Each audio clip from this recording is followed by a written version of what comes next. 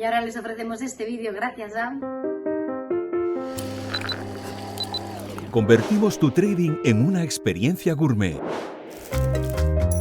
IG, obsesionados con darte la mejor atención al cliente. Pon a tope tu trading con IG.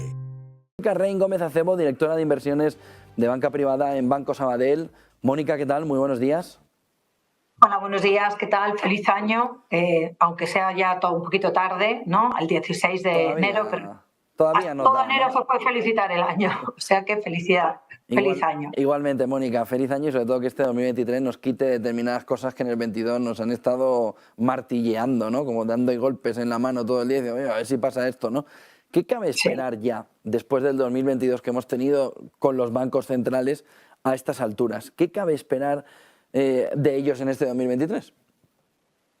Bueno, a ver, los bancos centrales la verdad es que han hecho han ido con una gran labor a lo largo del año 2022. Salíamos de un entorno de tipos negativos, pospandemia y grandes crecimientos, y la verdad es que los bancos centrales sorprendieron enormemente en el 2022 en el mercado, no por las subidas de tipos, que prácticamente las esperaba todo el mundo, sino con la velocidad a la que subían los tipos. Cada reunión subían los tipos. Yo creo que en este año 2023 queda poco de subida. Estamos pensando que los tipos del BCE se irían a un entorno de un 3% para 2023 y la FED a un 5% para el primer trimestre de 2023, y ahí se quedarían estancados. La sorpresa es que también, todo el mundo pensaba y el consenso era que a finales de 2023 los bancos tendrían que volver a bajar los tipos por la recesión, y nosotros pensamos que no, que el mercado está esperando claramente que el 2023 los tipos permanezcan donde están, no se bajen no haya bajadas de tipos, y en todo caso en el último trimestre de 2024 pudiéramos ver bajadas. Todo esto también pendiente un poco de cómo sea la crisis a la que vemos que estamos viendo que el Fondo Monetario Internacional ha vuelto a bajar sus previsiones de crecimiento y las ha pasado de un 3,2 a un 2,7, que si lo pensamos es el entorno de menor crecimiento desde el 2001 que pronostica el Fondo Monetario Internacional post-pandemia, quitando pandemia. Bueno, tampoco es que el Fondo Monetario Internacional sea el gran gurú en predecir el crecimiento, pero sí es verdad que va a depender un poco de cómo sea de profunda la crisis, la posible crisis que viene ahora y que estamos viendo. Mónica, ¿a qué ritmo van a seguir las subidas de tipos de interés en este 2023 viendo esta fotografía que nos planteas?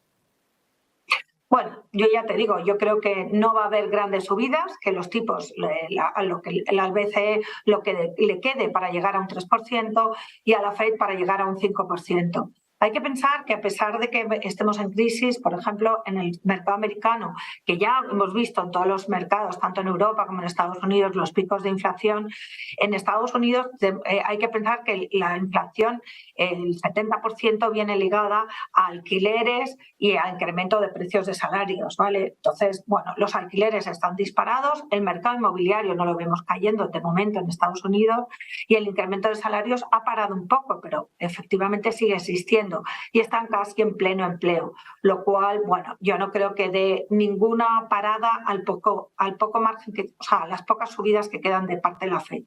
Y el Banco Central Europeo sabemos que ha venido más lento, viene más lento por detrás de Estados Unidos, que la mayoría de toda la inflación, que es contra lo que estamos luchando con las subidas de tipos de interés, viene determinada por energía y alimentos, y que estos son factores claramente exógenos al Banco Central Europeo. Yo creo que además los bancos centrales tenemos que pensar que no solo son subidas de tipos, ¿vale?, sino que además tienen que disminuir sus balances. El Banco Central Europeo ha dejado de comprar activos y la FED está disminuyendo el ritmo de crecimiento de su balance, está reduciendo su balance, lo cual nos significa que puede tener alguna consecuencia en el mercado, sobre todo de renta fija. ¿Cuáles son, Mónica, los factores de riesgo entonces a corto plazo que tiene que ver el inversor? Bueno, claramente yo creo que los factores de riesgo a corto plazo es ver cómo va a ser de profunda la recesión a la que nos acercamos. Ahora hemos empezado con yo siempre decía que el mercado, cuando hablamos de recesión en 2022, las empresas no lo reflejaban porque venían con el revival de todo el 2022 de los crecimientos. Ahora es el primer trimestre donde vamos a ver posibles reducciones a la baja en los beneficios de las empresas. Podemos ver que a lo mejor las expectativas son mucho menores de lo que esperábamos. Esperábamos crecimientos de resultados del 5% en el S&P para el 2022. Y luego también nos quedan algunas cosas como que hemos visto el tema de Inglaterra. Bueno, yo creo que es muy importante el rol de los bancos centrales en el 2023. ¿Por qué? Y de la política monetaria. Porque tenemos que ver que la política fiscal debe acompañar el proceso de tensionamiento monetario que llevan a cabo los bancos centrales. Hemos visto cómo una política fiscal heterodoxa y poco responsable, como hizo Inglaterra, puede poner al mercado de renta fija en un apuro. Vimos al mercado súper tensionado de renta fija y que el Banco Central, el BOE tuvo que acudir en ayuda del bono a 10 años ante la política poco heterodoxa. Esto, bueno, puede ser un tensionamiento del mercado de renta fija que pueda suceder otro momento. También hemos visto todo el momento de las criptomonedas, aunque este fin de semana hemos visto cómo el Bitcoin recoge las ganancias desde todas las pérdidas que tuvo de noviembre aquí, las ha recogido este fin de semana, que han subido una barbaridad. Bueno, yo creo que todos esos procesos que vemos en el mercado de tensionamientos, de liquidez y demás, eso es lo que probablemente pueda tener una consecuencia en este año. ¿Y la renta fija? Aparte de inversor, dice, oye, ¿y la renta fija qué va a suceder después de...? Bueno, la renta fija es la estrella del 2023. Ha sido el patito feo durante todos estos años de tipos de interés negativos, todo el mundo huyendo hacia renta variable, hacia private equity y demás. Bueno, pues porque era la única manera de obtener rentabilidad para los activos, y ahora la renta fija, como un entorno, como te he dicho, de que podamos terminar un 3% y un 5% en la Fed, bueno, pues ya son unos momentos, unos tipos muy aconsejables para toda la parte conservadora de la inversión. Y pensemos que el 60% de la inversión es conservadora, con lo cual la renta fija es el producto estrella. Yo creo que estamos viendo los bancos provisionando ante una posible recesión en empresas y demás, aumentando sus provisiones, pero habrá que ver que es del tamaño que es. Yo creo que de punto a punto, de enero a diciembre, el mercado de renta variable lo va a hacer bien, pero claramente la apuesta de este año en todos los gestores es renta fija, tanto como investment grade, deuda pública y demás. Yo creo que es el activo estrella con estos tipos que estamos comentando. Muchas veces nos preguntamos, llegamos a la afirmación incluso de que la economía real y los mercados van en ritmos distintos, ¿no? ¿Podemos deducir que en esta crisis que hemos vivido, sobre todo en el 22, camino de la recesión, van a la par mercados y evolución de la economía? ¿Ha descontado ya los riesgos el mercado? No, el mercado nunca va a la par que la economía.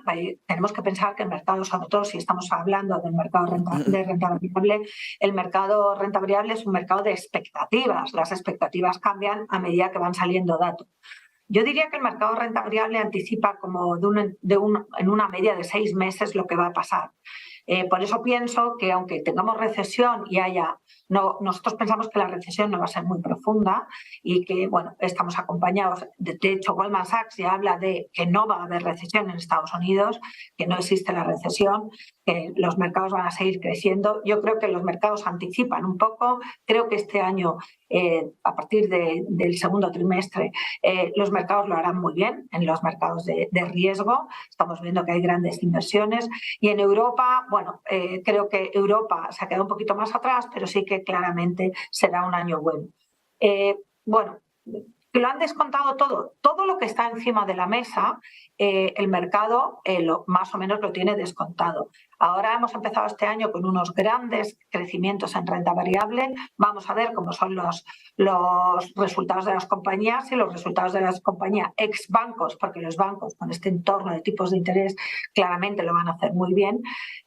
Pues vamos a ver si son tan buenos o realmente las expectativas no son muy buenas y entonces habría que ver que el mercado lo anticipe y corrija. Pero yo creo que, bueno, el mercado no va a la par de la economía, anticipa claramente los hechos y, bueno, a lo mejor está anticipando algo que no vemos claramente, pero bueno, yo creo que ha empezado muy fuerte, tendrá que corregir ligeramente en estos días, tendrá que corregir un poco el mercado en espera de los datos macroeconómicos y ver qué es lo que está pasando.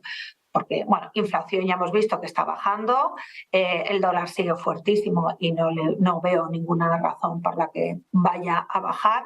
Esto importa inflación y, bueno, y tendremos que ir viendo cómo anticipamos.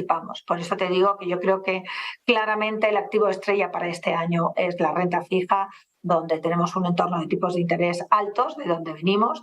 3% en Europa son los tipos más que buenos, y ver cómo afecta todo esto al crecimiento, porque si el crecimiento se lastra mucho por los tipos, que decimos que los tipos son muy altos, pero tampoco son muy altos, al 3% no es unos tipos muy altos, ¿vale? O sea, lo que pasa es que venimos de unos entornos de tipos negativos y creemos que con el 3% vamos a tener una gran recesión y nosotros pensamos que no, que lo que podemos tener es una pequeña recesión y que saldremos claramente de ella y de cara al 2024 estaríamos por encima.